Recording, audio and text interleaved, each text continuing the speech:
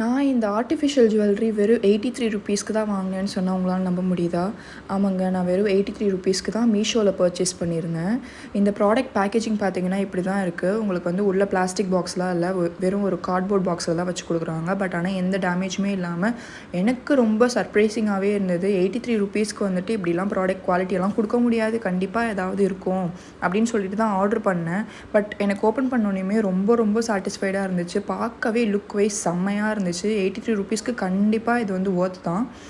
Stud கூட பாருங்களேன், இந்த ஸ்டட்டு மட்டுமே நீங்கள் போயிட்டு டி நகர் சவுகார்பேட் போனால் கூட மினிமம் 50 ருப்பீஸ் ஆகும். பட் இது ரெண்டும் சேர்த்து 83க்கு கண்டிப்பாக ஒர்த்தான ப்ராடக்ட் தான். இப்போ கரண்ட்டாக இந்த ப்ராடக்ட் 135 ருப்பீஸ்க்கு அவைலபிளாக இருக்குது. விஷ்லிஸ்ட்டில் போட்டுட்டு என்றைக்கு ரேட் கம்மியாகுதோ அன்றைக்கி ஆர்டர் பண்ணிக்கோங்க. நான் அந்த மாதிரி தான் எந்த பொருளாக இருந்தாலும் ஆர்டர் பண்ணுவேன்.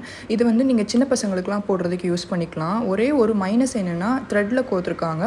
உங்களுக்கு அது ஓகேனா நீங்கள் வாங்கிக்கோங்க. ப்ராடக்ட் ஐடி இதில் கொடுத்துருக்கேன். தேங்க்யூ.